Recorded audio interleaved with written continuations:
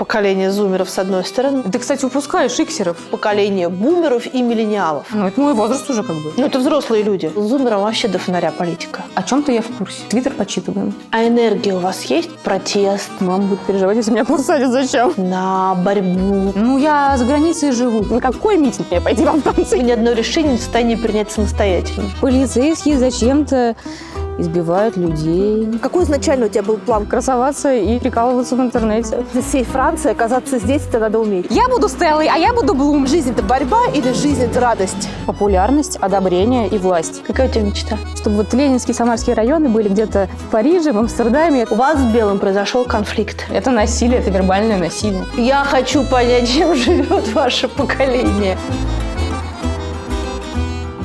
Это микрофон. Это чтобы меня на телефон писался звук. Ну мы же ТикТок снимаем. Я не на камеру же. Если я заведу себе ТикТок, мне придется вот это купить. Ну, хотелось бы. Так. В общем, я предлагаю, снять видео пародия на интервью Гордеевой. Началось. Я плакать буду? Нет, плачет у Солодникова. А у меня что А делать? у тебя томно вздыхают. Вообще какой-то это постмодерн. Я снимаю пародию на свое собственное интервью. Да. Ну это самоирония называется просто. Я предлагаю просто делать диалоги без слов, где мы просто смотрим многозначительно и вздыхаем по очереди.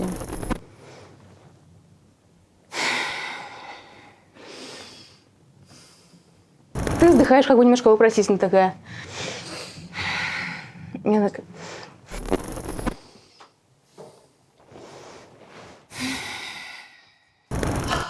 Нет, смотри, нет, это весело, надо грустнее. Смотри, вообще, мне кажется, что предрассудок. У нас нет грустных интервью давно.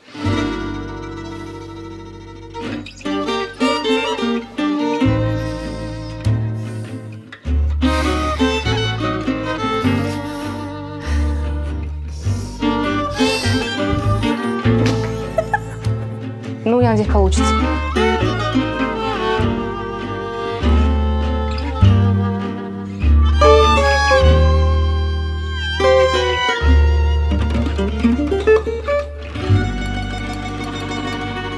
Лена, ты человек, который представляет поколение зумеров с одной стороны, но с другой стороны не стесняется обращаться к эстетике поколения бумеров и миллениалов. И это какой-то такой мостик, ухватившись за который, можно попробовать, как, знаешь, герой фильма «Курьер», который говорил... Наше поколение хочет знать. Да. Для кого мы жили и боролись? В чьи руки попадет воздвигнутое нами здание? Да. Чьи? Согласна? Согласна. Ты, кстати, упускаешь иксеров. Это твое поколение. После бумеров сначала иксеры, потом миллениалы. Это тоже очень важно. Я скромно промолчала.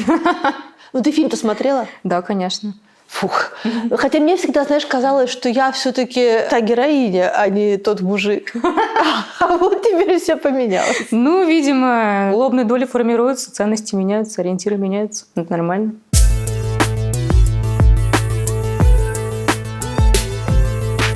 Интернет в России испытывает очередную волну блокировок, но методы стали умнее и технологичнее и отличаются в зависимости от регионов и операторов. Поэтому сегодня как никогда важно иметь подписку на надежный VPN-сервис, который умеет противостоять разным видам блокировок, но еще лучше иметь в арсенале как минимум 2 таких. Я рекомендую оформить подписку на Blan VPN. Это сервис, который зарекомендовал себя 8 годами безупречной работы на российском интернет-рынке. И у них огромный опыт борьбы с интернет-цензурой. Тем более, что у сервиса действует безрисковый период в 30 дней, когда вы можете проверить работу сервиса и вернуть деньги, если вам что-то не подойдет. Всего 1 клик в приложении Blan VPN, и вам снова доступны любимые сервисы. Большинство российских приложений без необходимости отключать VPN и весь остальной свободный интернет. У Blan VPN полный безлимит на трафик и количество ваших устройств. А еще вы можете подключить и маму, и папу, и бабушку, и дедушку, и кого хотите к своей подписке без необходимости покупать VPN каждому отдельно. Раздельное туннелирование, 50 локаций по всему миру, скорость до 10 гигабит в секунду, заботливая техподдержка приложения для iOS, macOS и Android, отсутствие логов и журналов, вы полностью анонимны. Даже сотрудники сервиса не знают, какие сайты вы посещаете и где находитесь. Подключиться лучше прямо сейчас, пока идет акция. По промокоду Гордеева до 66% скидки, а еще 30 дней гарантии возврата средств, чтобы проверить работу сервиса. Переходите по ссылке в описании или QR-коду. По ссылке уже применен промокод. И помните, Blend VPN – надежный VPN.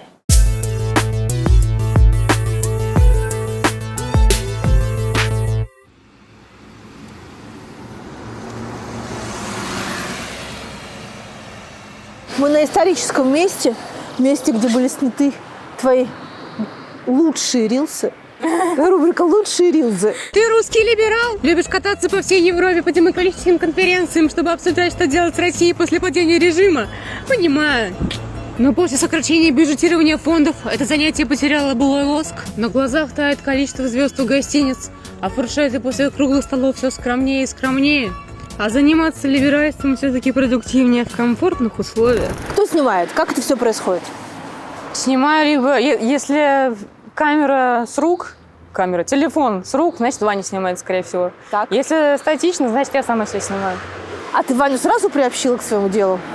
Или он сопротивлялся? Я немножко сначала кринжевала, показывать ему свои соцсети первые несколько недель. Мне почему-то казалось, что мы все-таки разным поколениям принадлежим. Но он тебя насколько старше? Ну, на 6, но он как бы уже миллениал. И мне казалось, что он может не понять там мою постороннюю. Ну, а потом быстро все втянулись. Я его приобщила к своему юмору, он к чему-то своему меня приобщил. В чем секрет рилса, который залетит? Или ТикТока, который залетит? Разница есть, кстати, в том, как... Ну, есть разница. Аудитория все-таки не любит вылизанность, как в Инстаграме. Они не любят слишком, когда ты формально пытаешься что-то там из себя извергать, слишком красиво, слишком элитно. Они любят простоту, они любят такую кустарность. ТикТок — это более, мне кажется, для таких нормисов. Но это и неплохо, и не хорошо, это просто так. А секрет и там, мне кажется, чувствовать людей, их, что у них на душе, что у них в голове. И вот на эти эмоции как-то отвечать, реагировать, с ними соединяться. А что сейчас у людей, вот у твоей аудитории, на какие ее такие нотки ты жмешь? Мой контент, который как бы наиболее популярен, за что я известна, это все-таки политический юмор и юмор над политиками, над политическими фигурами и над ситуацией. Мне кажется, просто всеобщая усталость какая-то от слишком серьезных щей. Мне кажется, всем хочется приколов, всем хочется расслабиться, всем хочется отпустить. Но при этом, как бы, мне кажется, моя аудитория — это одновременно усталая аудитория от политики, от того, что происходит, и одновременно люди, которые все еще в повестке, которые не закрывают глаза и не закапывают голову в песок. То есть вот этот вот баланс. Которые Яшина от Кашина отличают, грубо говоря. Ну да. Они как бы с одной стороны устали, с другой стороны они все еще хотят быть в курсе или понимают, что они должны быть в курсе. И я такая же сама, на самом деле. В этом-то, собственно говоря, секрет, потому что я ироничная ко всему вот этому отношусь.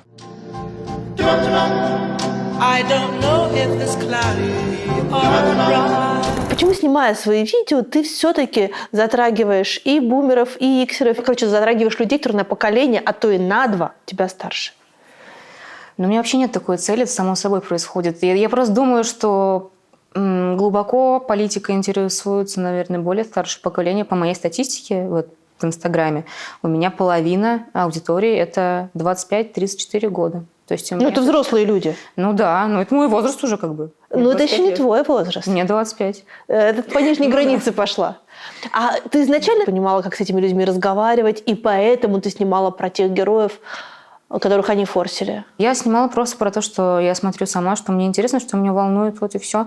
Политикой я так или иначе интересуюсь не очень глубоко. Я не могу сказать, что я помню и знаю всех персонажей на этой политической замечательной оппозиционной сцене. Но о чем-то я в курсе. Твиттер почитываем.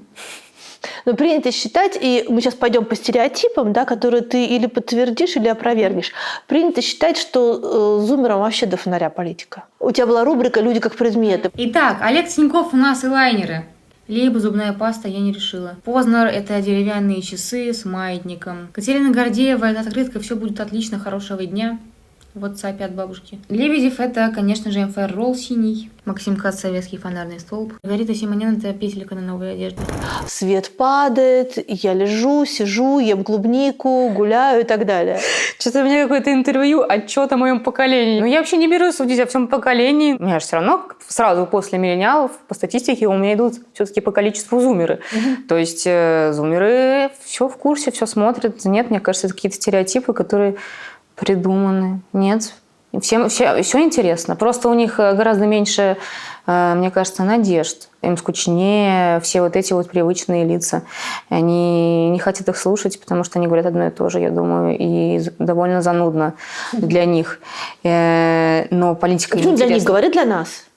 Ну, для нас хорошо, для нас, да. Для меня в том числе, честно, занудно зачастую.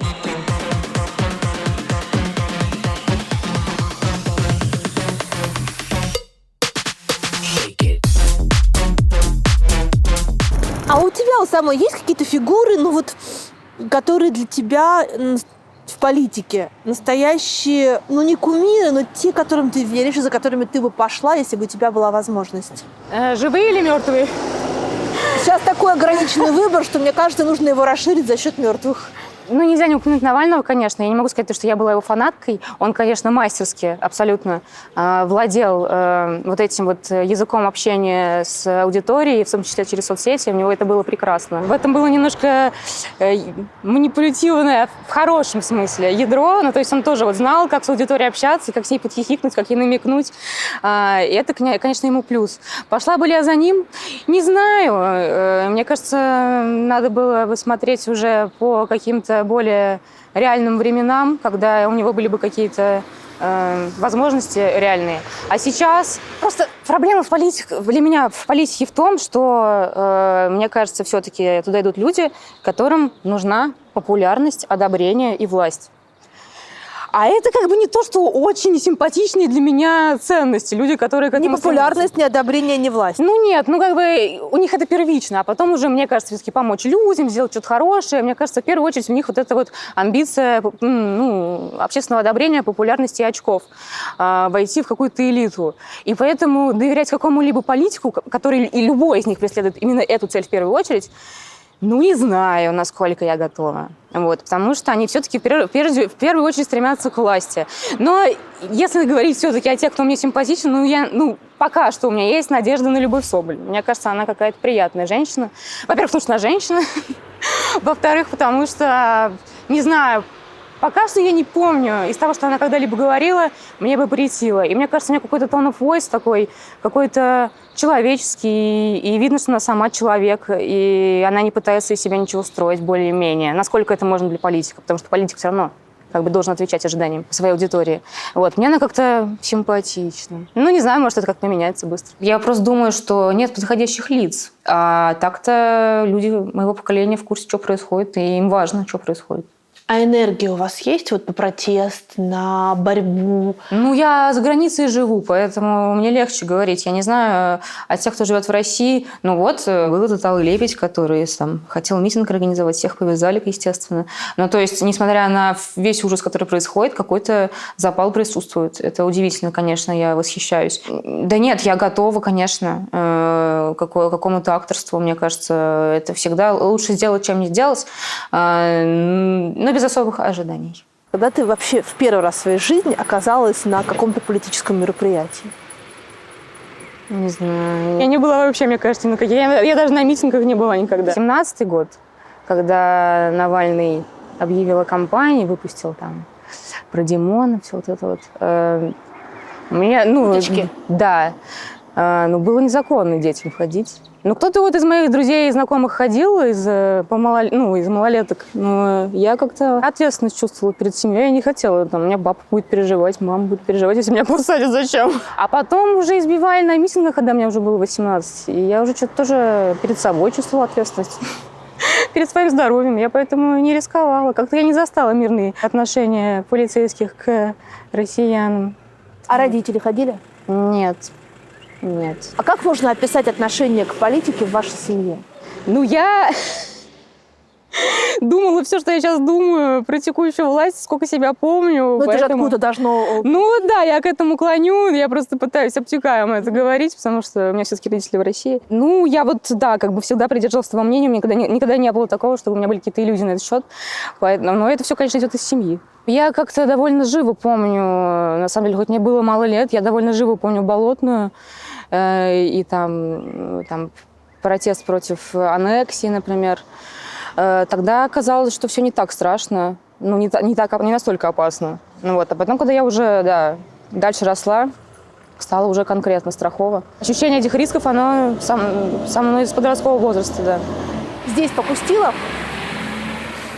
Что-то нет. Если посмотреть видео с протестов во Франции, там тоже полицейские зачем-то избивают людей. Что-то они там как-то очень агрессивно подавляют, хотя протесты мирные зачастую. И я не понимаю, почему. И мне от этого очень тоже некомфортно. Я тоже не рискую, я даже во Франции. Ну, во-первых, я не знаю, на какой митинг мне пойти во Францию, я пока не определилась. Вот. За что или против чего. Но даже если, я что-то пока боюсь тоже, на самом деле. Что-то какое-то полицейское насилие, оно стало государственное, оно стало повсеместное, даже в первом мире. А где вот, если бы идеальный мир существовал, где бы ты жила и что бы ты делала? Ой...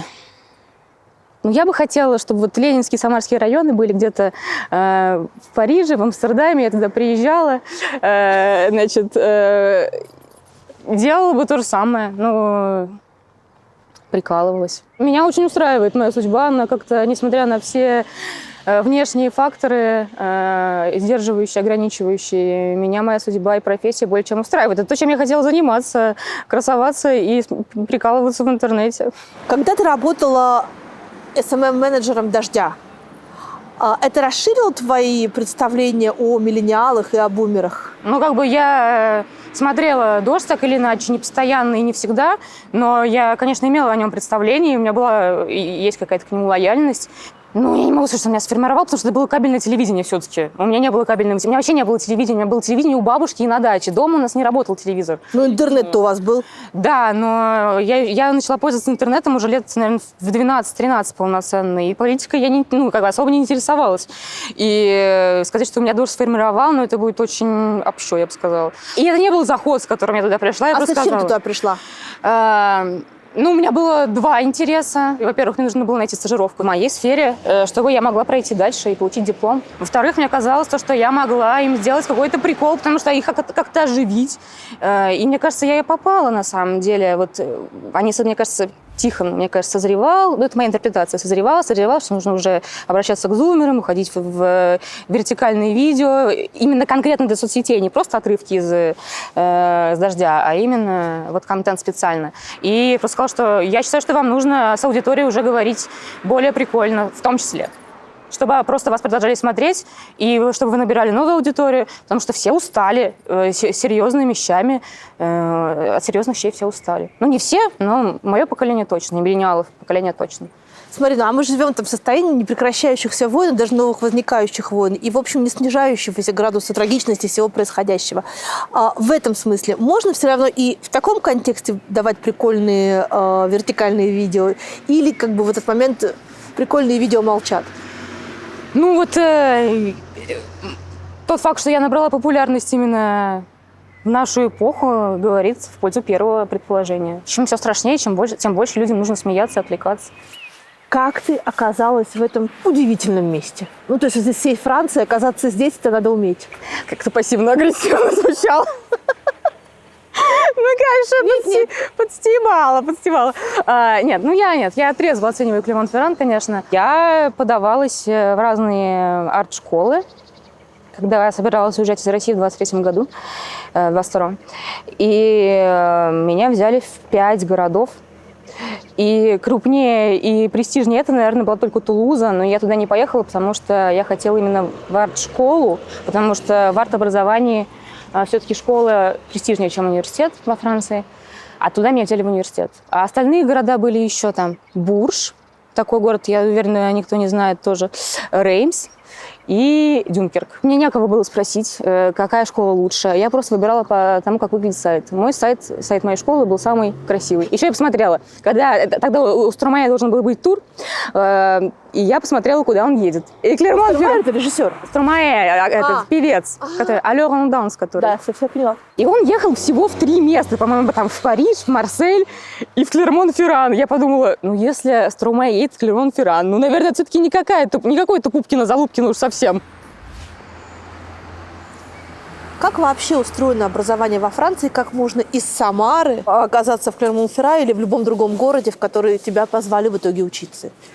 Ну, Франция распространяет свои щупальца образовательные, культурные по всему миру. Есть такая организация «Альянс Франсез». Это такое как бы представительство Франции по всему миру. И в Самаре тоже есть этот «Альянс Франсез», между прочим. Там можно учить языки, еще они помогают с поступлением. И образование бесплатное. Относительно платное образование – это бесплатное образование, так скажем. Хорошо, можно узнать, сколько это стоит?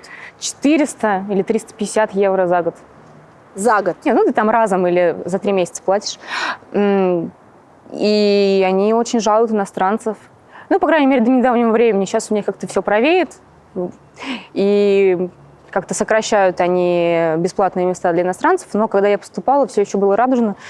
И да, вот как на общих условиях, как у французов, у меня стоит. То есть у тебя русский паспорт, который во всем мире к этому моменту уже не самый приятный документ. Ну да, да. Но тем не менее они тебя принимают. Да, да. Французов как-то у них нет предрассудков на этот счет. И дальше они тебе дают студенческую визу. Да. И это может сделать любой человек из России. Ну да. До сих пор. Да. А почему этим никто не пользуется? Ну, потому что нужно на что-то жить тут все-таки. Это образование-то бесплатное почти, а жить-то надо на что-то. И если у тебя нет стипендий, кстати, есть стипендия даже французского правительства в России, то есть это какая-то специальная стипендия для россиян. И они там дают денег прям, что-то 800 евро или что-то такое в месяц. И если стипендии этой нет, то, ну, как бы это, грубо говоря, средний класс может себе только позволить. Я думаю, поэтому не так много людей этим пользуются. Но многие еще не знают. И французский надо знать еще, вот. А откуда ты знала французский? Я училась в школе, в французской гимназии, ну, с углубленным изучением французского языка, и я знала еще со школы. То есть Самарская гимназия, молодец. Ну, у меня еще были все-таки дополнительные усилия, помимо школы. Ну, неплохо, нормально. Ну, не до такой степени, что прям учиться. Я думаю, надо быть отличником все-таки, чтобы из французской гимназии выйти уже с таким прекрасным знанием французского. А какой изначально у тебя был план, когда ты... Понятно, что родители сперва тебя отдали во французскую гимназию, но до начала полномасштабного вторжения, то есть ты не собиралась никуда уезжать? Ну, у меня были какие-то мысли, но я девушка, склонная к депрессиям, ко всяким. Меня всякие такие перемены в жизни, они меня сильно торкают. Но тут уже у меня выбора просто не было. И я, на самом деле, когда я переезжала, я была готова к суициду уже. Но как-то все нормально сложилось, более-менее. Как-то я более-менее нормально выплыла. Вот. И я поэтому, собственно говоря, не хотела переезжать. То есть мне не хотелось особо жить в России, но мне страшно было переезжать до войны. А уже после... Ты же пробовала жить в Петербурге, в Москве? В Петербурге не пробовала, в Москве, да. Я училась в высшей школе экономики на филфаке одно время, да. У меня, кстати, Олег Андршанович Ликманов был преподавателем. Да, мне очень сильно повезло по жизни. А почему бросила? Я училась на филфаке, и как бы вышка – это не то место, где можно просто поискать себя, по крайней мере, для меня, потому что там очень плотное образование, очень большая нагрузка, я просто этого не выдержала. И мне как бы не хватило сил, мотивации это закончить, потому что я просто не нашла энергии в себе это сделать. Ну, я отчасти жалею, потому что это все-таки было очень крутое образование, и оно было круче, чем то, что я получала во Франции в обоих учебных заведениях. Но как бы соляви, мы действуем, исходя из своих возможностей. Как ты уезжала? Вот как было принято решение, кто тебя поддерживал, как ты собиралась, что было в твоем чемодане? В чемодане, в основном одежда, туфельки и украшения.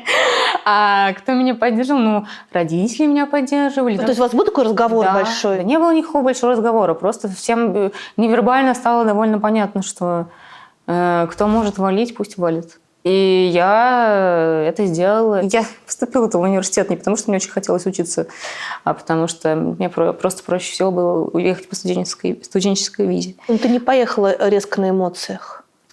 Ну да, потому что я все-таки хотела какой-то конкретики, мне нужно было какой-то план, стабильность. И начались подачи в вузы осенью, я осенью 22 года уже подалась. Уехала в 23-м. Плакала? Когда уезжала? Нет, когда уезжала, не плакала. Но когда приехала, периодически плакала. И сейчас я иногда могу поплакать. Стереотипы. Мы считаем, что вообще надо быть сдержаннее в своих проявлениях, особенно в соцсетях.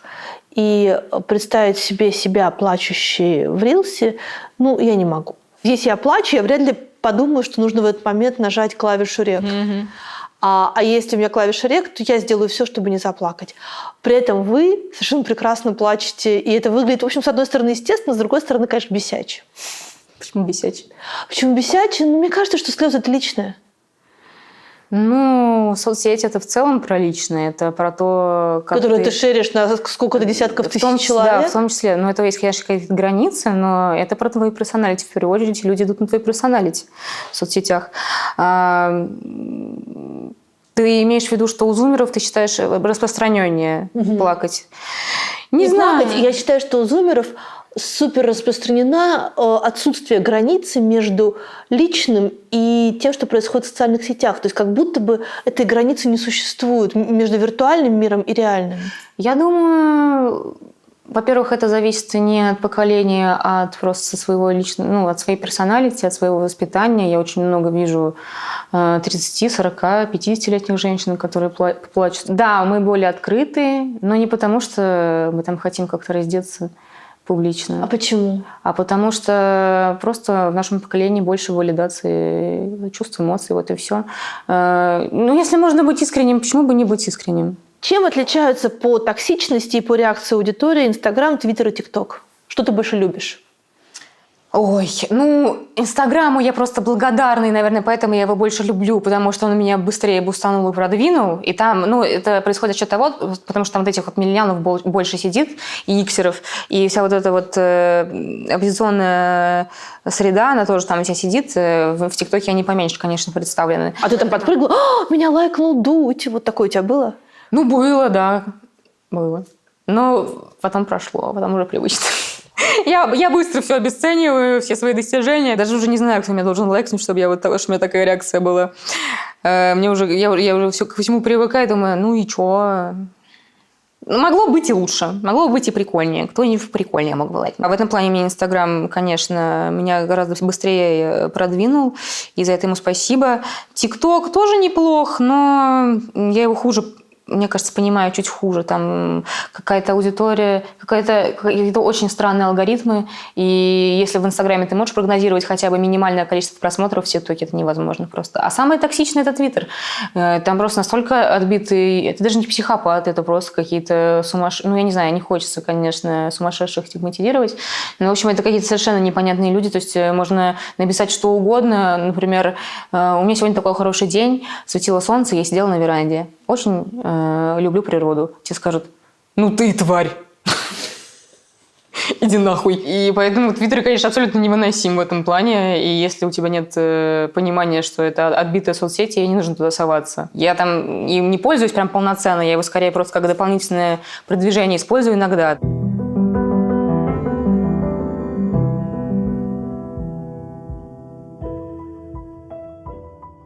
О чем ты никогда не будешь шутить?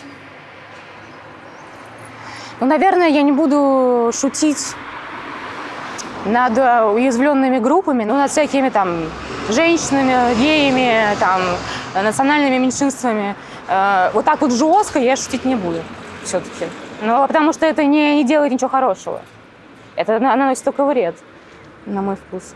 Если не умеешь это делать. Многие умеют, я нет пока что. Женщины, геи, это такие очень широкие группы. Ну, уязвленные группы. А почему женщина уязвленная группа?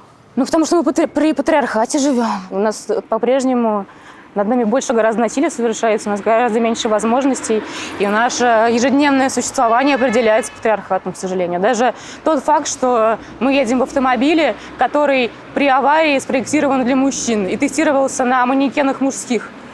И женщины чаще повреждаются в авариях, имеют серьезные повреждения, просто потому что... Правда? Да. И это только один пример, а так их куча. Когда я еду в транспорте одна, когда я еду в такси одна, когда я иду по улице одна, я понимаю, что мне нужно быть... У меня анус сжат, извините за выражение, мне нужно быть на очке всегда. Потому что если я с мужчиной, ну, меньше вероятность, что кто-то нас нападет, кто-то ко мне пристанет. У меня есть такая как бы бодигард у меня такой есть. А когда я одна... Что угодно может произойти, и не факт, что закон как-то возымеет силу над этим, справедливость какая-то потом. А даже если она и будет, то что мне, если ко мне уже пристали, до меня уже домогнулись, что мне до этого закона? Ты лично когда-нибудь с этим сталкивалась? Да, было, наверное, где-то полгода назад. Я ехала в трамвае в Лионе, и как-то так сел рядом со мной господин. У него было явно измененное состояние сознания, скорее всего. И так сел, что я не могу выйти, потому что там перила прямо перед нами стоят. То есть я могу выйти только если он сойдет. И он начинает со мной разговаривать как-то агрессивно, что-то как-то на меня наседать. И вот, опять же, потому что рядом был какой-то мужчина, у которого совести хватило и понимания, и эмпатии хватило, что ситуация его касается тоже, как свидетеля, он там как-то начал за меня вступаться. И как-то он прогнал, значит, этого товарища. А если бы его не было, то трамвай был пустой. Если бы его не было, и причем это был день даже, не знаю, подралась бы, наверное, с ним. Не знаю, что было бы. Ну, как это?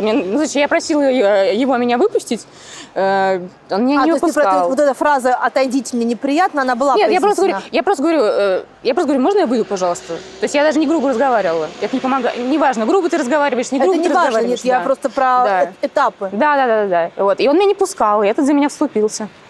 Вот.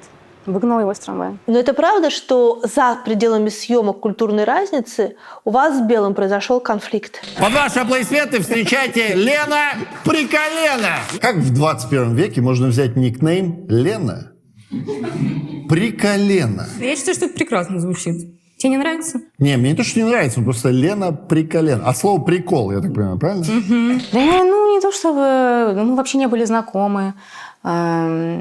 Смотри, что знаю я, что вы, обсуждая твое видео о том, кем бы были популярные интервьюеры, если бы они не были интервьюерами, дошли до того, что ты, если бы не была комикессой в соцсетях, была бы элитной проституткой. Ну да, это вырезали из монтажа, но он так сказал, да. А что ты ему ответила?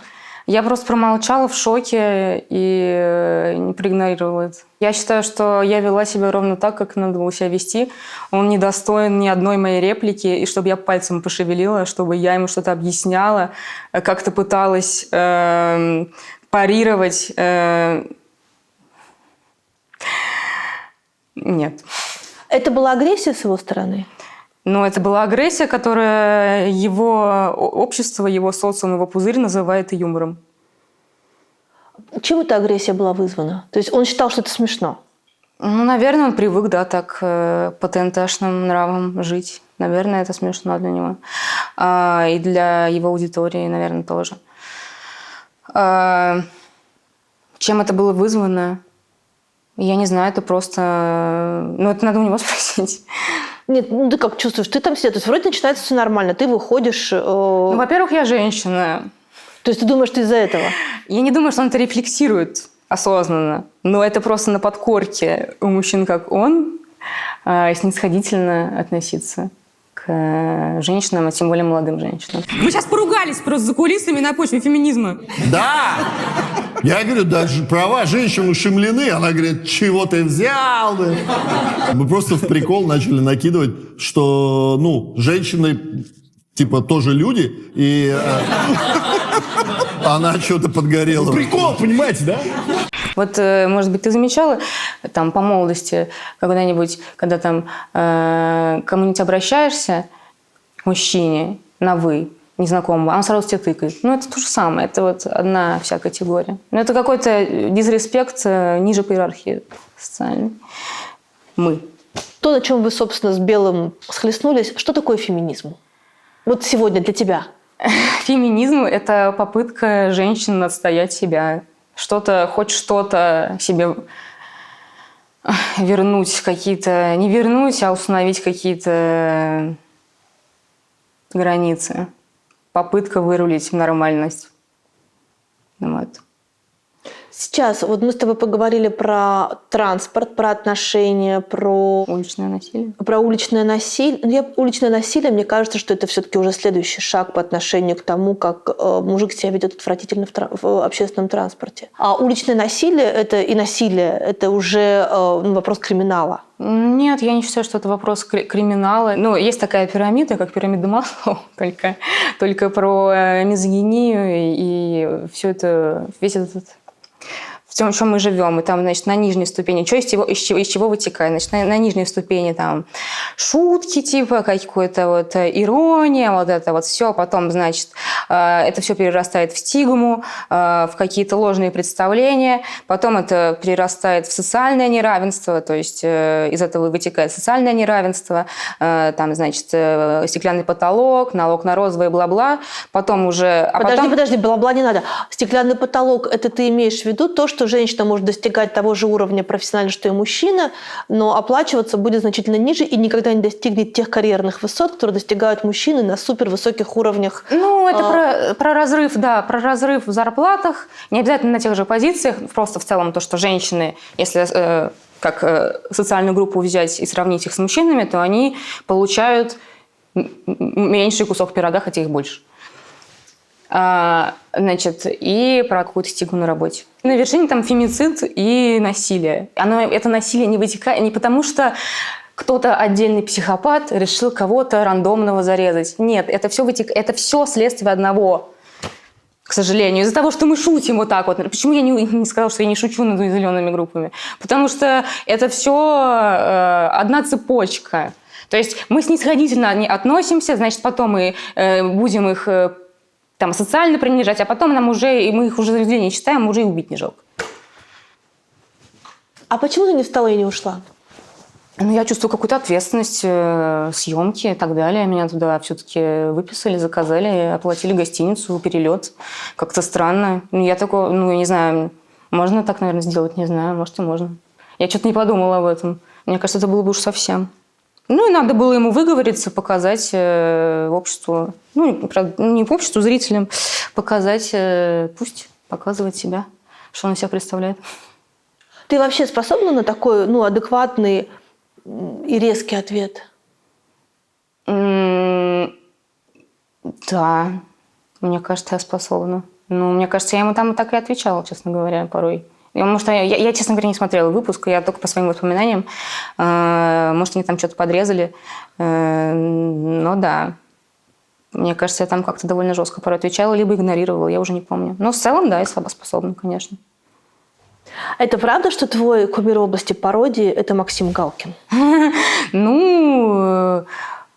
Во многом, мне кажется, он профессионал. Он очень классно это делает, у него это получается абсолютно мастерски. Актерские способности у него на высшем уровне. А юмор? И юмор тоже. Я не буду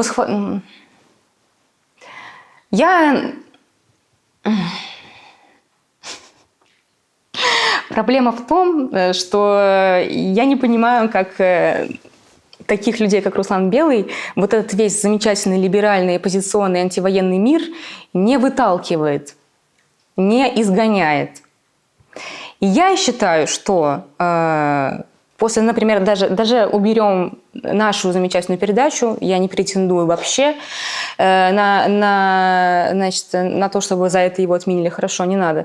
Значит, любой его концерт откройте, там будет то, что женщины, это просто, это просто какая-то собачка, которой можно вытереть ноги. Даже если это его жена, даже если это какая-то его девушка, короче. И это же не только Руслан Белый, я не хочу, чтобы это выглядело так, как будто я нападаю только на Руслана Белого. 99% мужского юмора, особенно ТНТшного, он вот такой вот.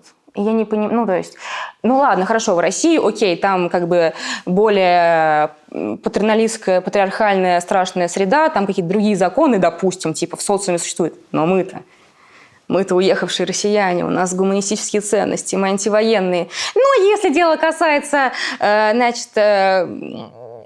унижения женщин, это как бы нас меньше волнует.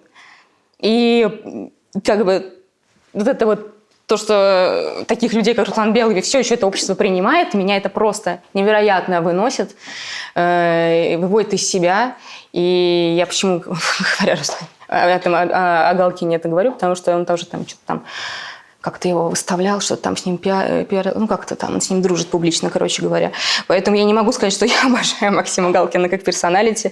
Я не очень понимаю. То есть до этого момента все было ок, а после этого момента Галкин тебя тоже разочаровал? Не то, что разочаровал, разочаровал, как будто человек мне что-то должен. Мне никто ничего не должен. Какую-то дистанцию хочется взять, конечно, после этого. Лен, а какой должна быть, по-твоему, реакция общества, здорового общества? Сейчас неважно, там в России это происходит или за границей, на, назовем это, дискриминацию женщин в профессиональных выступлениях? Ну, какая? Надо подумать, какая. Ну, вот ты сейчас произнесла слово «отмена». Угу. Ну, отмена. Так-то, по-честному. Если уж говорить искренне, то отмена. Ну, это потому что это насилие. Это насилие, это вербальное насилие. А у нас вроде насилие – это плохо. А если предположить, что человек, которому неприятно это слушать, и который испытывает вербальное насилие по отношению к тому, что говорит Руслан ли это Белый или какой-то другой комик, в целом он может это выключить и никогда в жизни больше не смотреть, не покупать билет и в этом не участвовать? Да дело же не только в том, что ты потребляешь или не потребляешь этот контент. Дело в том, что он вносит свою лепту в вот эту бесконечную машину под названием насилие, мизогиния и фемицид. Я считаю, что это посредничество фемициду. И ты считаешь, что правильное наказание будет отмена? Да. А кто должен отменять? Ну, вообще должны законы быть такие, соответствующие на мой вкус. Отмена – это же вопрос эмоциональной реакции. Существует закон. В законе есть или нету, а это вот уже важно, рычаги, с помощью которых человека можно наказать. Плюс есть зрительская лояльность, и совершенно не обязательно включать вот эту вот тревожную кнопку отмены, которая зачастую выглядит не лучше, чем поведение самого героя отмены. Ну, наверное, есть такие кейсы, когда, может быть, можно вспомнить один или два, когда человека отменили незаслуженно, но зачастую даже тех, кого пытаются отменить, они не отменяются, блядь. То есть у нас Канье Вест, который зиганул, и который просто... я не знаю, что это за... Он открытый нацист. Он дает концерты, и все на них ходят, и всем нормально. Нет никакой отмены. Нет никакой отмены. Ее не существует. Оксимирон дает концерт, ездит по клубам, у него сейчас тур. Ты не пойдешь на его концерт? Я, во-первых, его никогда не слушала, но даже если бы я слушала, я не знаю. Нет, денег я бы точно ему не заплатила. Слушала ли бы я его сама втихаря, не знаю. Я слушаю там Киркорова я слушаю иногда, я слушаю всяких там вполне себе провластных ребят, потому что я понимаю, что если я не буду их слушать... Подожди, есть Киркоров? Вот давай так сразу. Давай. Есть Киркоров. И есть кейс, взяла розовую кофточку и пошла отсюда. Вы мне надоели. Мне раздражает ваша розовая кофточка, ваши сиськи и ваш микрофон. Да мне похуй, как вы напишете. Так же, как и вы. Все, взяла и ушла отсюда. Встали и ушли. Да, я считаю нормально. Встала и ушла отсюда. На пресс-конференции к звездам надо приходить подготовленными. Все, до свидания. До свидания. До свидания. Говорите сначала, да. Научитесь говорить сначала по-русски, да. До свидания. Все. Да. Пизда. Да, я понимаю, что это плохо, да. Это ужасно, но я просто понимаю, что если я же тоже человек, я понимаю, что если я себе буду здесь бесконечные ограничения нравственные ставить, я тоже ёбнусь. То есть, кому я сделаю хуже, если я не буду слушать Киркорова? Себе или Киркорову? Наверное, себе, если мне... Киркоров как пример, там, может, кто-то другой. Я не то, что прям дофига слушаю, но... ты не призываешь при этом отменить Киркорова? Я не призываю его не слушать. Я не призываю не платить, не публично не одобрять, публично не поддерживать. Вот что такое отмена. Я не говорю на персональном уровне, я говорю, как общество мы консолидируемся и говорим, это насилие, мы не можем с этим соглашаться и не можем поддерживать людей ни финансово, ни привилегиями, никак, которые такое совершают. И я не считаю, что это плохо, что это какое-то белопальтошное что-то ханжество. Нет, я считаю, что это просто будет говорить о нас как о обществе, как о антинасильственном обществе. А законы, о которых ты говоришь, они не догоняют это общество, они не догоняют то, что ему нужно.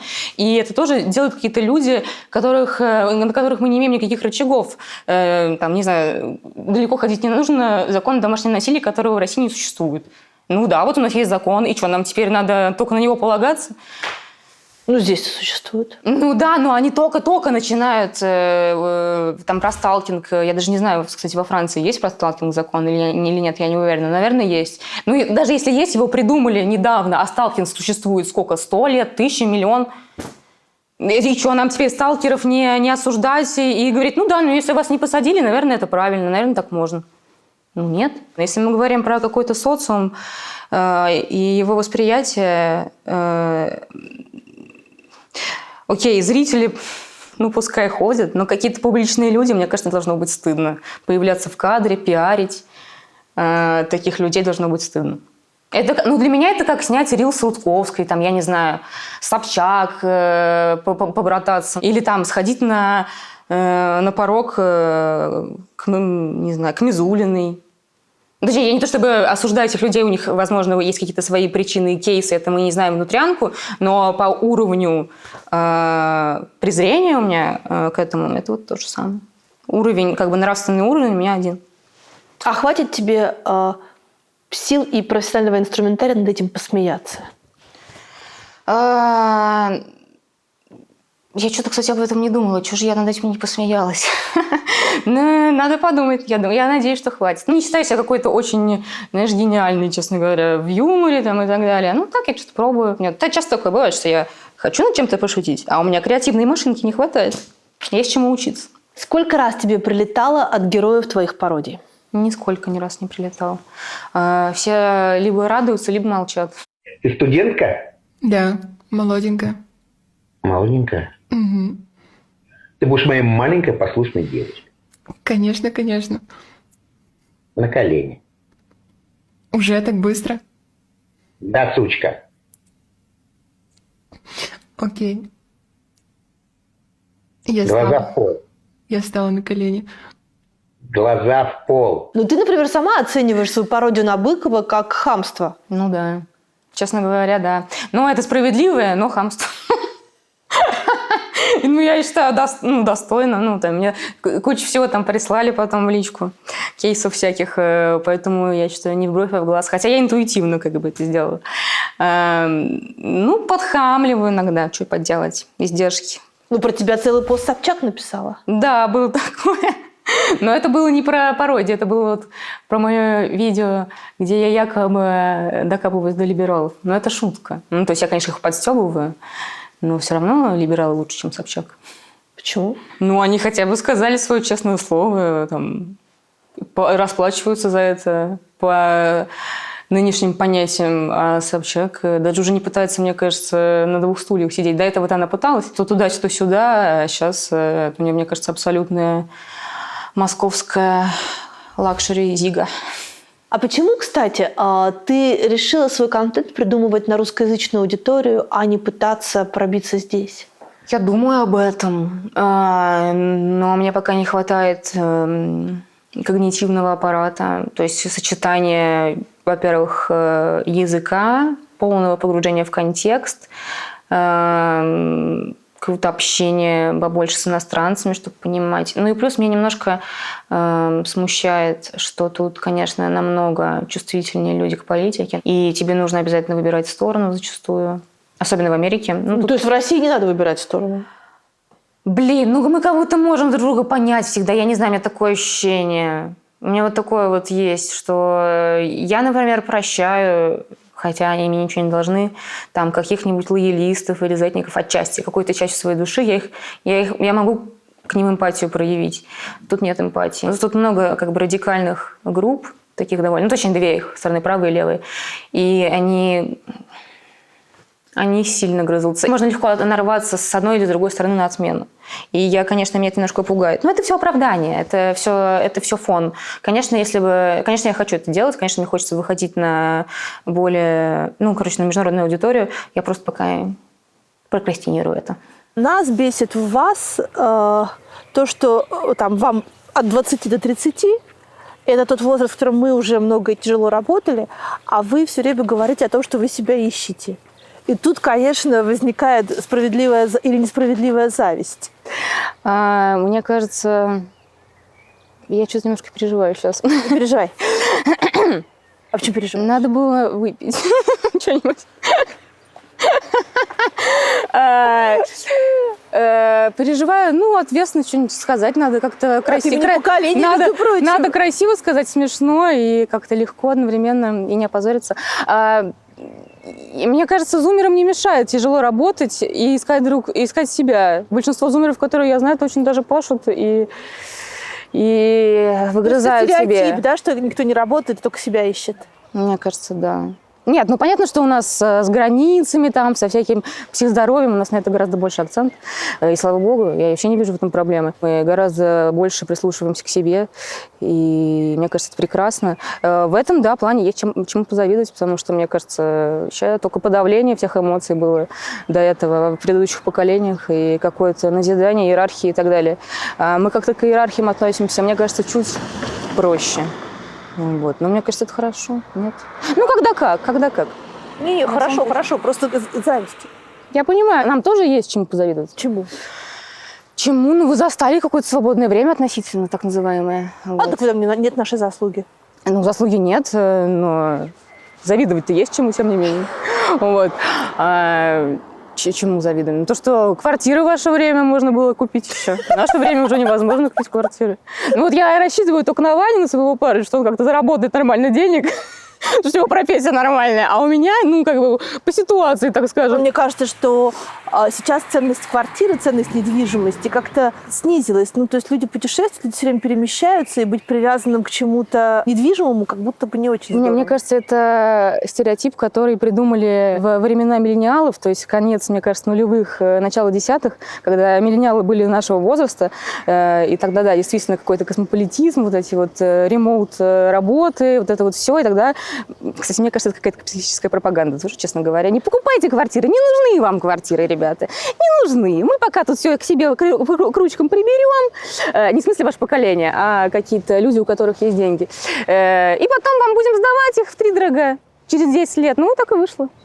Вот. И мне кажется, кто из миллениалов был поумнее, тот и в свои 20 с лишним лет и уже начали задумываться о том, чтобы купить все-таки эту квартиру. А в вашем поколении ценность недвижки, она высокая, да? Конечно, потому что пенсии даже нам тоже не светит. У нас не будет ни пенсии, ни квартир. А как жить там, в 60 лет, 70 лет, когда уже, там, или 80, когда работать не сможешь? Как жить-то? Ты завела YouTube-канал «Приколено ищет друзей». У тебя плохо с друзьями? Нет, у меня отлично с друзьями, поэтому я их завела. Вряд ли я бы смогла подружиться с кем-то из своих героев, потому что это просто... Ну, это взрослые дядьки и тетки. Да, взрослые люди совершенно, конечно. Просто это попытка разговаривать со всей этой шушерой либеральной на каком-то более неформальном, прикольном языке, чего аудитория и хочет, собственно говоря, и чего я хочу сама лично я узнать их как просто таких людей обычных. Кто тебя удивил? Самый нормальный там Кац, кстати. Весь Твиттер ненавидит Каца. Меня там... Я сделала анонс просто в Твиттере, что вот будет шоу. Меня сразу там отменили ФБКшные фанаты, что я работаю на Кац. И теперь многие в Твиттере считают, что я работаю на Кац. И что Кац мне платит деньги. Вот. Ну, Кац оказался самым каким-то просто в приличном общении дипломатичным, на равных общающимся. Вот, и с ним просто было нормально разговаривать. А если говорить про саму передачу, да никто меня не удивил. Короткий ответ – я с тобой согласен. А длинный ответ будет очень скучным, мне кажется. А длинный ответ реально был очень скучный, очень долгий, поэтому я перемотала. Вы не против? Ну, то есть с Каныгиным был как-то самый веселый выпуск, это было классно, приятно. А Кац и Варламов просто духоебы. Ну, они просто скучные, и они не хотели раскрываться, и вот они... А как я их могу раскрыть, если они не хотят раскрываться? Они не хотели в это прикалываться, в это играться. Вот. Обидно. Ну что же, это их право. Но они согласились, все-таки это уже большой плюс. Ну, они согласились, может, потому что их попросили, я же не знаю. А кто их попросил? Ну, не я их просила, короче говоря. То есть ты попросила кого-то, кто попросил их, кто не смог тебе отказать? Ну, просили, организация обращалась, с которой я это делала. Я не знаю, я не читала их разговоры, как это было. Ну, то есть тебе было самой не особо интересно? Нет, мне было интересно в преддверии предвещать. Это все мне интересно, мне было интересно все делать, разрабатывать это все. В моменте мне тоже было интересно, но просто мне печально было, что немножко, что они как бы... Ой, ну, надушнили, молясь. Вот. Хотелось бы больше игры от них, больше прикола. Потому что для этого-то и нужно это шоу. Они не понимают, мне обидно, что они сами не понимают, что если они будут раскрываться, к ним, наоборот, люди потянутся. А кого бы ты хотела позвать еще? Ну, во-первых, кого бы я хотела? Ну, ты будешь продолжать? Пока я еще не знаю, не факт. Возможно, что и нет.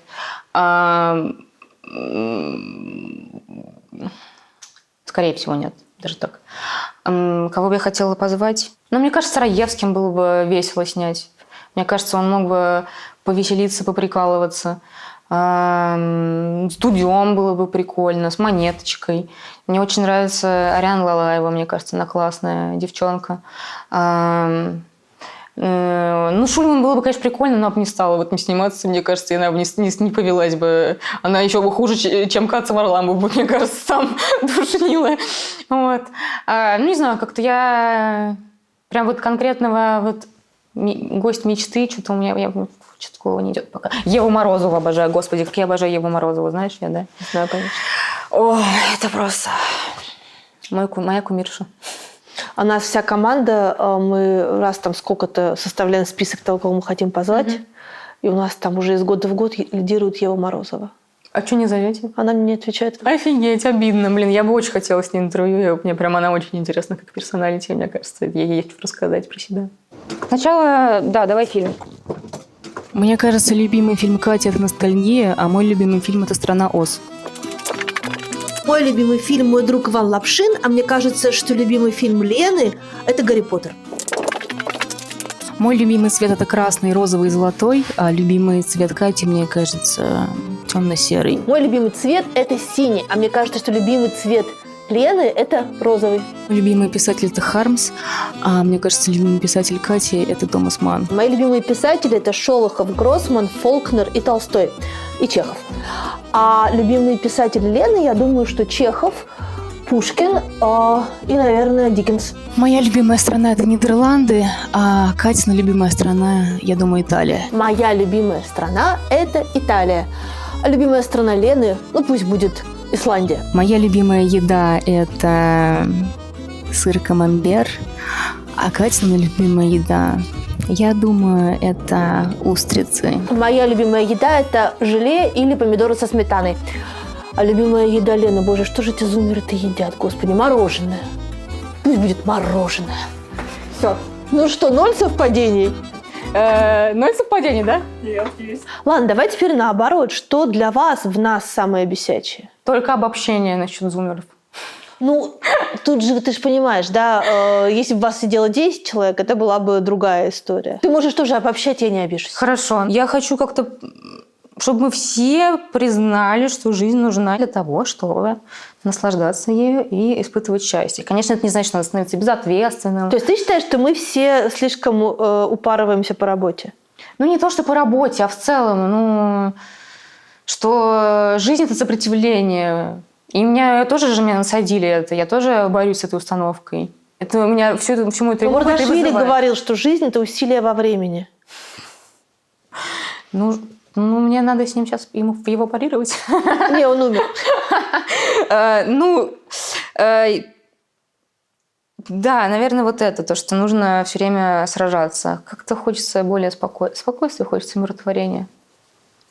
А не кажется тебе, что если не сражаться, но при этом оставаться жить вот в той среде, в которой мы живем, она довольно агрессивна, то ты просто, у тебя не будет шансов выжить? Нет, я понимаю, что приходится вступать в конфликты, в конфронтации, идти по головам, конкурировать и так далее. И понимаю, что без этого никуда. Но стремиться хочется все-таки какой-то стабильности, счастливой.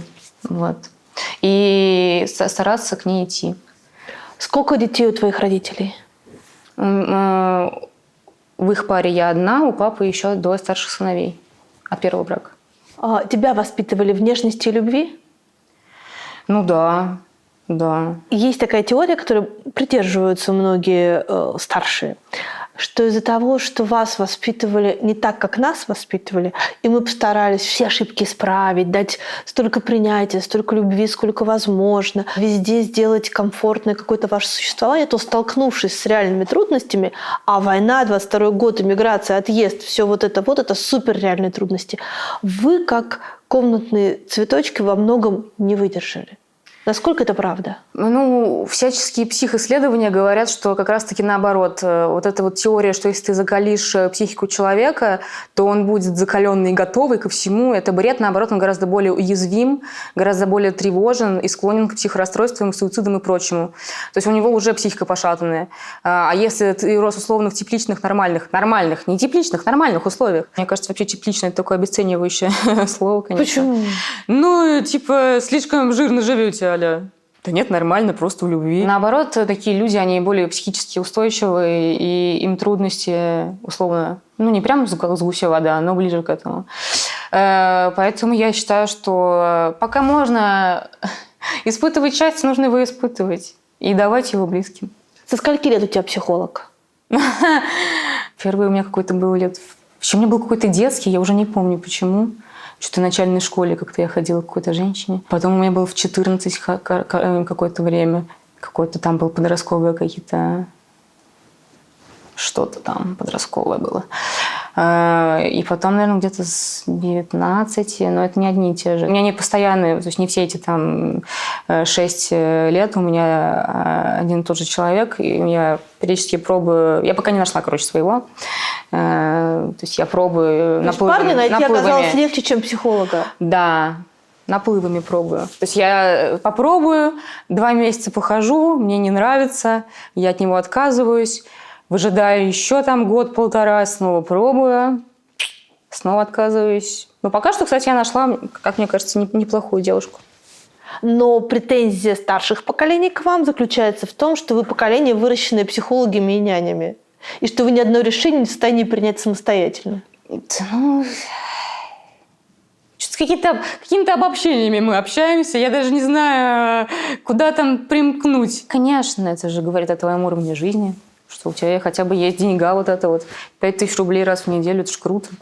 Ну так ее же можно потратить на что-то другое. Ну можно. Можно попытаться как-то к стабильности какой-то прийти, уравновешенности. То есть это реально помогает. Да. Почему тебе кажется, что когда я спрашиваю про поколение и задаю там вопросы, касающиеся вот тех претензий, да, которые есть, и тех непониманий, что это наезд или там буллинг или что-то? Ну я так не говорила, но я чувствую какое-то, да, снисхождение и претензии ощущается.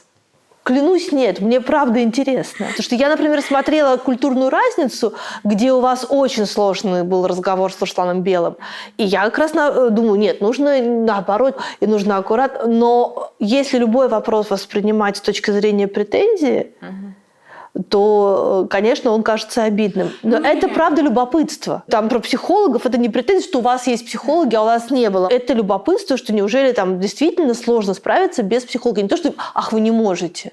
А неужели это вот такая насущная потребность? Ну, у тебя же нет профессионального образования. Ты все равно субъективно на себя из своей коробочки смотришь, когда у тебя есть внешняя сторона, у которой есть опыт вот в этом копании и анализе. Гораздо быстрее можно и вообще возможно. Я не уверена, что насколько нужно быть умным и рефлексирующим человеком, чтобы самостоятельно своими мыслями себя полечить, условно. Я в это не верю. Мне кажется, это гордыня, когда люди так говорят, честно говоря, что я сам себе психолог. Нет, у тебя нет образования такого, ты просто человек. Ну, круто, если кто-то так может, но в целом, мне кажется, это редкость какая-то. Да это же не только зумеры пользуются психологами, ими пользуются огромное количество людей абсолютно разных возрастов. Это просто стало популярно только сейчас. При зумерах, вот и все. То есть зумеры ввели эту моду? Не уверена, что зумеры ввели эту моду. Мне кажется, это ввели миллениалы, которые пропагандировали нулевые, десятые, и вот, наконец-то, допропагандировали до того, что это стало common sense, таким общим местом. 5 вещей, которые нужно посмотреть в Клермон-Ферран. Нужно посмотреть собор. Так. Самый главный. Вот у нас же тут это же вулканическая, тут у нас природа. И тут вулканические породы, вот эти черные. черный камень такой вулканический. И все в Клермон-Ферране отделано, ну, в историческом центре отделано из этого камня черного. И, значит, над городом возвышается такой страшный у нас собор. И он, кстати, мелькает в фильме «Моя ночь у мод». «Мануи Шемоде». Такой фильм французской новой волны. Его снимали в Клермон-Ферране. Можно сходить в головной офис Мишлена. Он тут находится.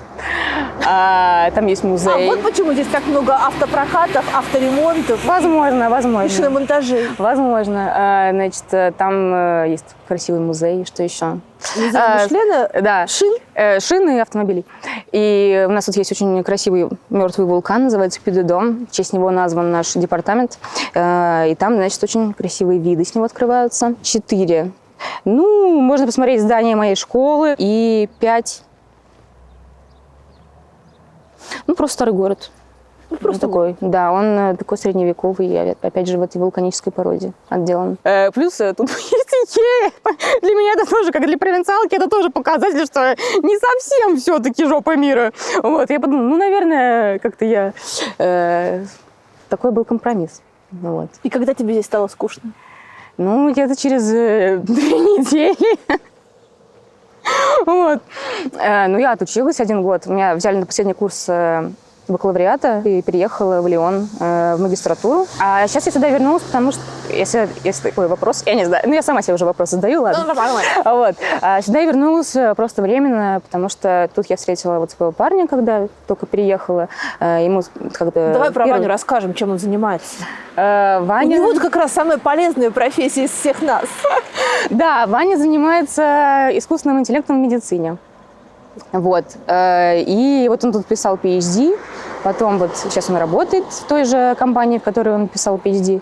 И вот мы собираемся, ну, как бы нужно было взять какую-то паузу, чтобы как-то поработать и все такое.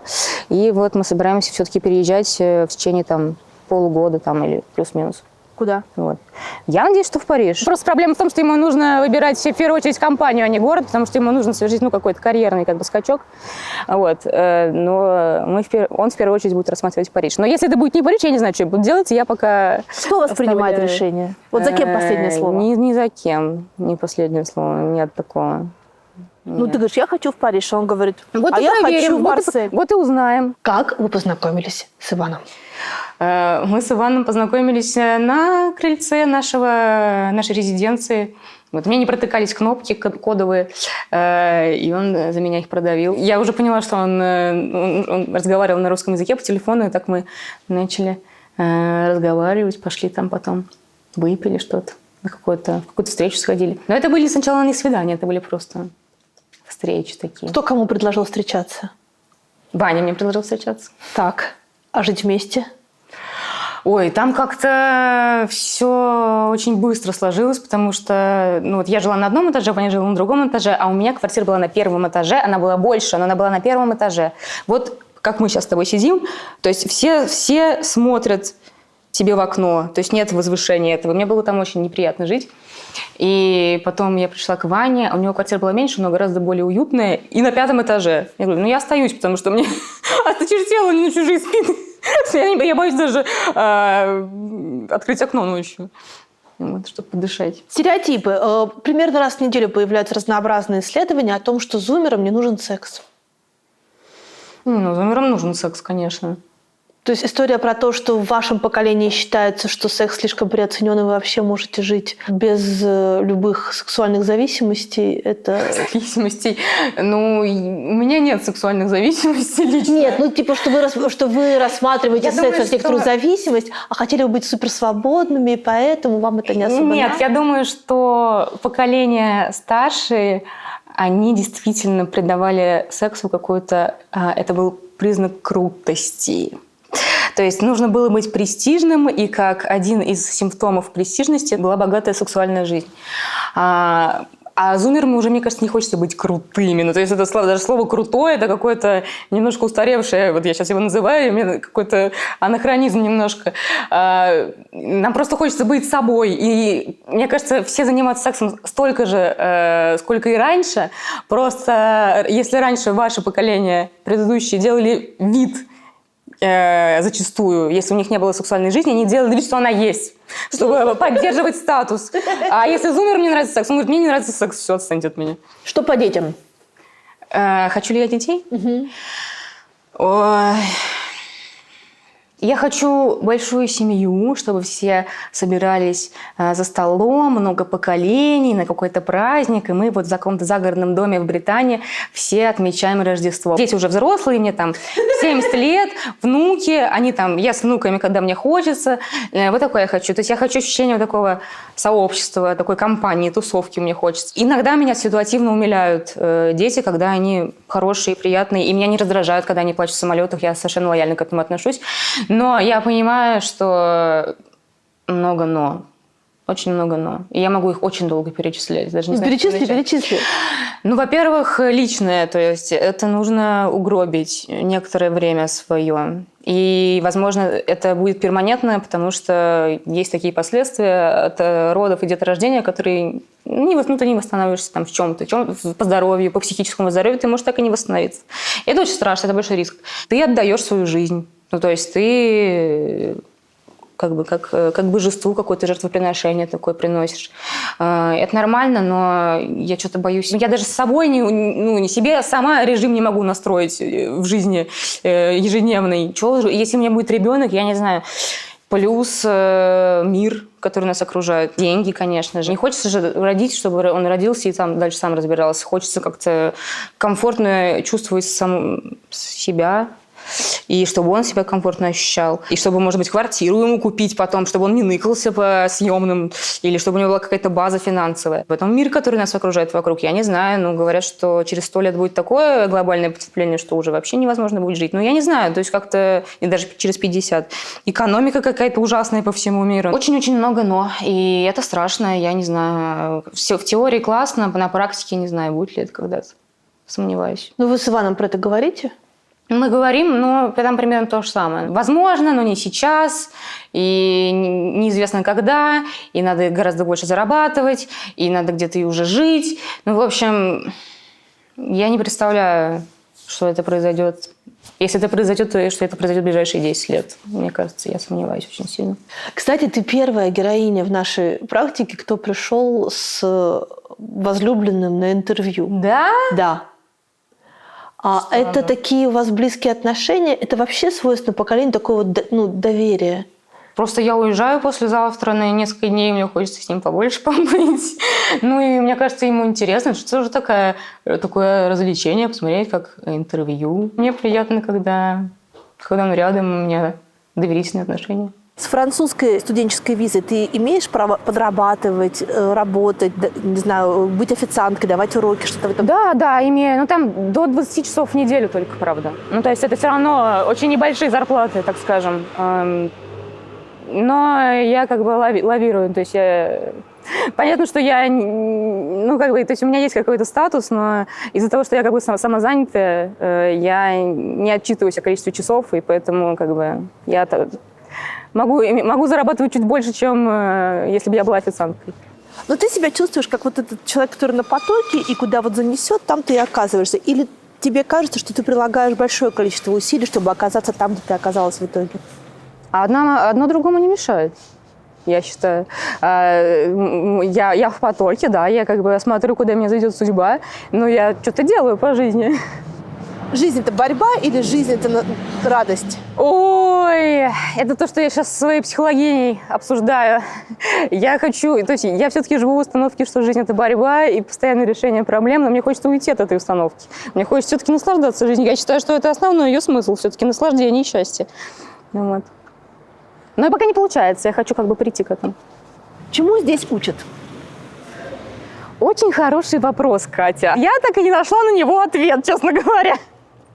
Я буду стараться дипломатично сейчас высказываться о французском образовании в искусстве, в сфере искусства. Я сюда поступила, потому что я занималась разными видами, жанрами искусства всю жизнь. То есть у меня было такое, я и рисовала, и немножко кино снимала, фотографировала. И поэтому у меня уже было готово портфолио, и мне было проще всего поступить именно в искусство. Но становиться художницей мне не особо хотелось. И вообще не совсем мой путь, не моя тусовка. Но просто поскольку вот я оказалась в таком образовании. И здесь учат, наверное, просто быть собой, я не знаю, может быть, так это можно описать. Ну, то есть там как такового образования, какого-то назидания, какого-то... Я не могу никаких конкретных навыков перечислить, чему меня там учили. Там просто надо делать искусство, полагаясь на себя, на свою интуицию, на свои чувства. Вот. Вот я даже сейчас попытаюсь описать какой-нибудь урок, я не могу его описать. Кроме там, ну, было у меня пару практических, например, по проявке пленки, или там была лекция по искусству, по истории искусства. Но все остальные уроки — это что-то, ну, какой-то бесконечный перформанс, артистический поток. И мне, конечно, в этом плане было тяжеловато. Особенно так после... люди к этому обычно стремятся и хотят это получить. Ну, говорят, что, например, российское образование слишком дидактическое. Это да. Это как бы две крайности такие. То есть Российская академия, где все очень жестко, тяжело и конкретно. И вот это вот абсолютный поток сознания. Я не знаю, что хуже, честно говоря, для меня. Это было не мое. Ну, то, наверное, кто хочет становиться художником реально, наверное, это им подходит. Мне сейчас ты будешь писать диплом. Да, я же в магистратуре училась на культурном управлении. И да, там я буду писать диплом уже. Там уже гораздо более конкретное образование. По выходу с этой программы мы можем быть там и администратором, и продюсером, и вот соцсетями заниматься. То есть там все по чуть-чуть, но это гораздо более конкретно все же, чем тут. Я понимала, что у меня других вариантов нет. То есть я могла бы попытаться податься в сферу, в которой я вообще ничего не понимаю, и в которую, возможно, мне в теории хотелось бы, но я никогда ее не пробовала. Это был бы очень сильный риск, во-первых, потому что, возможно, это тоже было бы тык в небо пальцем. А во-вторых, меня бы туда могли не взять, потому что там все равно же тебя берут по мотивационному письму, по твоему какому-то рассказу о себе. А мне хотелось поскорее уехать, потому что мне не хотелось засиживаться все-таки. Что ты написала в мотивационном письме? Это было что-то про искусство там было. Ну, про мой путь какой-то в искусстве. И он действительно, ну, это как бы честно, он у меня был и есть. Как твое видение, какой-то твой артист-стейтмент в некотором смысле. Ну, ты сейчас стала так одеваться или в Самаре ты тоже так ходила? Ну, у меня были зачатки. То есть я всегда тяготила к ретро. Лет в 17 мне взбрело в голову, что я хочу одеваться только в 50-е. Но это понятное дело, гиблая идея, потому что... Ну вот там-то, кстати, красиво было. Да, там было отлично, но найти аутентичные, реальные вещи из 70-х, из 50-х очень трудно, потому что это просто уже, давно было. Плюс мне все-таки, когда я постарше стала, я поняла, что 80-е мне нравятся больше, они более какие-то агрессивные, дерзкие, какие-то более кокетливые, а все-таки вот этот тред-вайф 50-х тоже классно, но ограничивающий немножко меня, мой характер, мне кажется. Я не настолько покладистая, как девушки 50-х все-таки. Мы с мамой всегда выбирали все вместе, она все время со мной советовалась, и я с ней советовалась. Мне кажется, это тоже меня сформировало. У меня есть привычка к кому-то подбирать вещи, подружка мне тоже часто подбирала вещи. И вот так вот я начала одеваться прям вот полноценно, чтобы я могла полный лук так надеть, несколько раз так выходить. Несколько нарядов у меня таких есть. Ну, наверное, года 2-3 назад. Где-то так. Вот. Ну, просто мне еще, переезд в Европу меня, конечно, подсобил, потому что тут больше выбора гораздо. Ты прям вот так вот здесь ходишь? Нет, конечно. У меня просто не так много поводов нарядиться. Я, интервью, ответственное занятие можно. Мне кажется, в кадре это смотрится нормально, а в Клермон-Ферране-то... Ну, это вообще Самара. Ну, я бы не сказала, конечно. Слишком качественно сделано для Самары. А ты в Самаре где жила? Я в Самаре жила, конечно, кошерно. Я жила в центре города, в Ленинском и Самарском районах я жила. А когда ты последний раз там была? В январе 24-го года. Собираешься еще?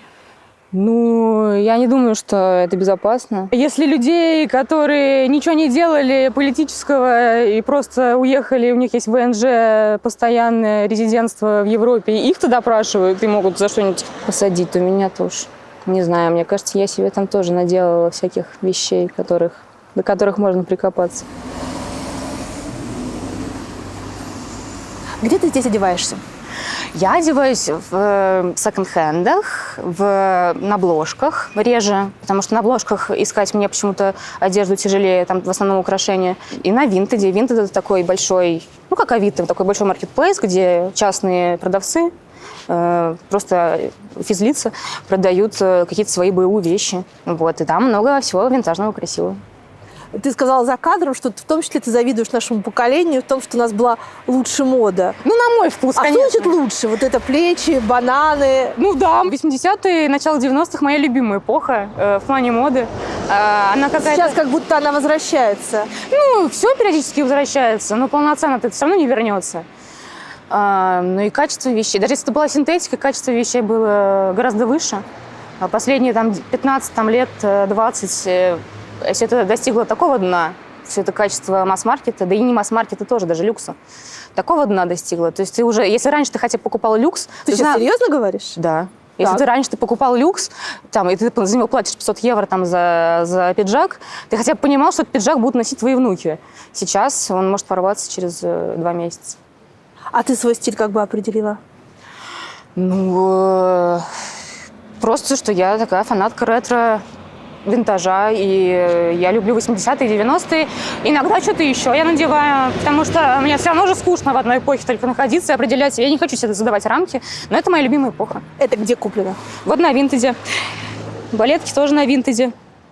Но они, кстати, современные. Это коллаборация бренда Мелисса и Вивьен Вествуд. Это все на обложке. Вот это, кстати, из Зары. Это мне подписчица сделала. А вот это с Тымю. Тымю — это как Алиэкспресс. Вот. Ну, то есть я не гнушаюсь масс-маркетом тоже, просто там реже мне что-то подходит. Ты связываешь свою будущую жизнь с Европой или все-таки с Россией? Я не знаю, что будет завтра, но я не очень представляю Россию, даже вот если режим закончится завтра. Что это будет? Я же уезжала не только из-за войны. Там же еще другие причины есть. Во-первых, я не могла найти город, в котором мне жить. Мне не нравилось ни в одном городе жить полноценно. Самара слишком провинциальная, Москва слишком элитистская, слишком шумная и огромная и пафосная, а Петербург слишком холодный и темный. Вот, все, городов не осталось, остальные такие же, как Самара. В Европе как-то все покомфортнее в этом плане. Не говоря уже о том, что будет с Россией после всего этого. А я не думаю, что там будет сразу классно. Мне кажется, пройдут десятилетия, прежде чем там будет круто и захочется туда переехать. Наверное, если у тебя есть какая-то профессия, которая вот на вот этих развалах поствоенных как-то ты можешь там как-то бустануть свою карьеру, там, я не знаю, восстанавливая все это. Но это не мой кейс. Но я бы, конечно, хотела сюда приезжать очень сильно. Вот. Жить там месяца по 3. А что нужно посмотреть в Самаре, если вдруг кто из наших зрителей там окажется? Мне там дорого, все, что старое, мне дорого. Старый город, который периодически все время поджигают, сносят и так далее, который, мне кажется, в течение нескольких десятилетий канет в лету. Мне очень нравится сидеть там под мостом через Самарку. Самара находится на стрелке рек Волга и Самарка, и там через Самарку красивый мост проходит. Я там постоянно сидела. Приезжали либо с родителями, либо с друзьями там в машине. Сидели, болтали. Такое романтичное запустение.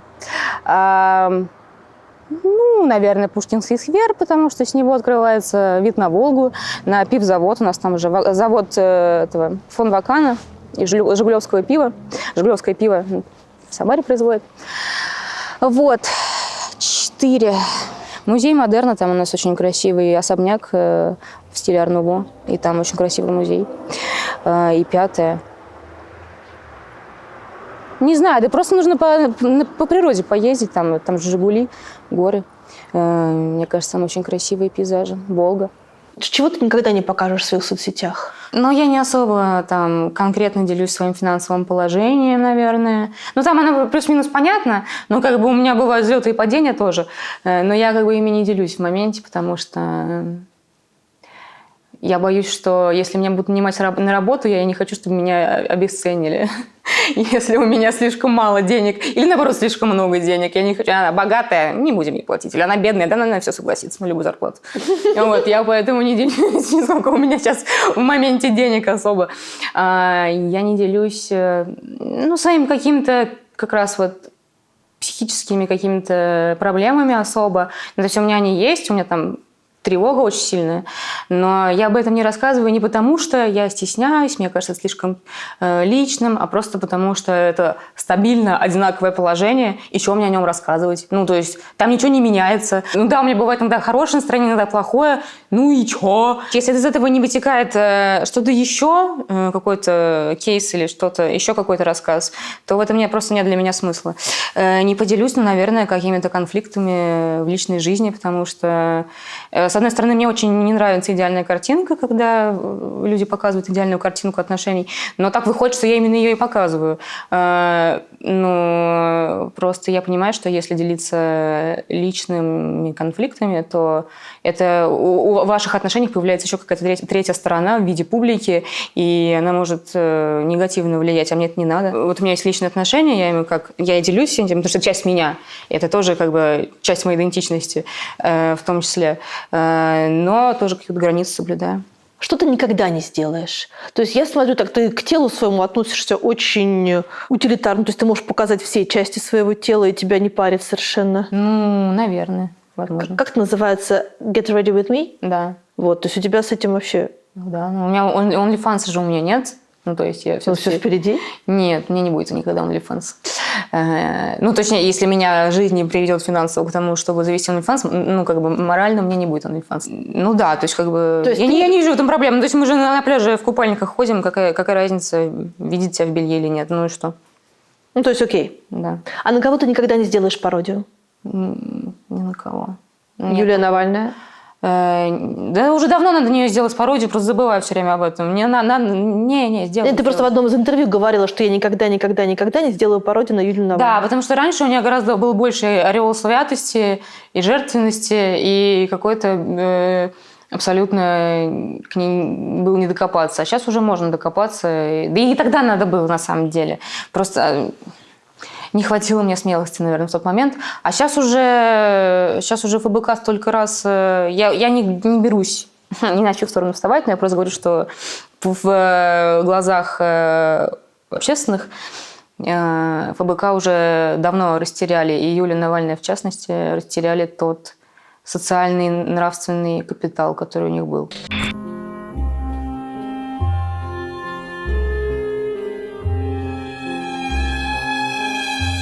То есть уже можно над ней смеяться. Это уже даже не смело. Вообще смеяться над ФБК вообще даже не смело.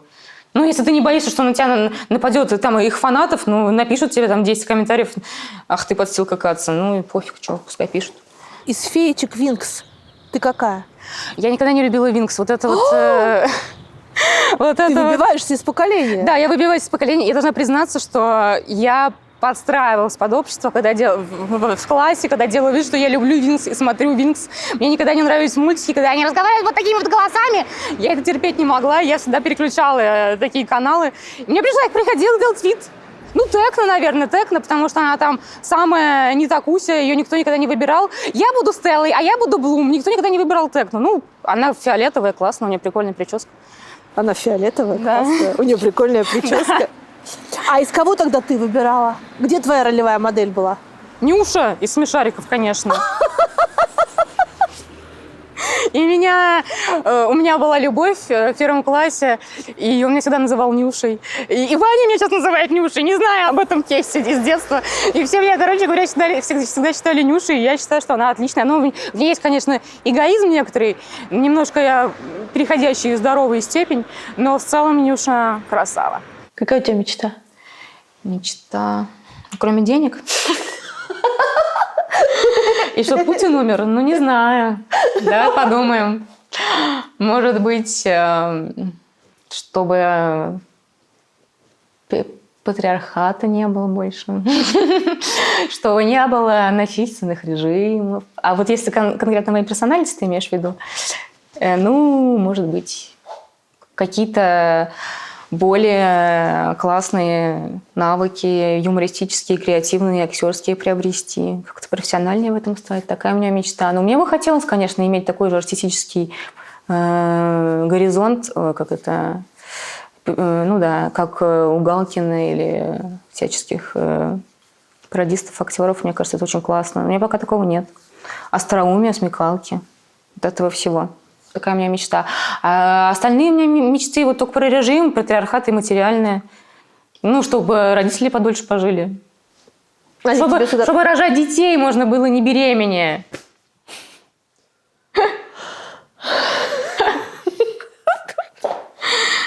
Тебе скажу по секрету, что беременность – это невероятно захватывающе. Ну, я слышала такое, да. Я тебе говорю, я боюсь последствий для здоровья очень сильно и психики. Не знаю, как это решить. Хочется, чтобы дети рождались уже взрослыми. Это такая у меня мечта. Это неинтересно. Ну, неинтересно, зато безопасно. Выбери, пожалуйста, милосердие или справедливость. Милосердие. Не плачь. Я просто думаю о том, что Руслана Белого теперь не казнить после этого ответа и прочих мужиков. Свобода или стабильность? Стабильность, потому что я уехала, и можно подумать, что я выбрала свободу. Нет, я выбрала стабильность, потому что в России страшно и нестабильно. Конечно, стабильность нужна в первую очередь. Но просто, мне кажется, проблема в том, что люди, которые там присягнули Путину, думая, что они выбирают стабильность, наоборот, выбрали супер нестабильное положение. Это был их просчет. Вот. Надо было выбирать другую стабильность. Правда или безопасность? Безопасность. Конечно, безопасность. Родина или истина? Ну, истина – это такое какое-то очень ультимативное понятие и одновременно относительное. Ну, если мы говорим о том, что можно ли критиковать свою страну, конечно, можно. Истина. Что будет дальше? Что будет дальше? Ой, сейчас я накрашу губы, мы с тобой снимем ТикТок. Мне будет стыдно, если я запарю его, потому что я не готовилась креативно к этому. Ну и мы пойдем домой. Сначала с Ваней зайдем в Lidl, купим себе продуктов, и потом пойдем ужинать домой.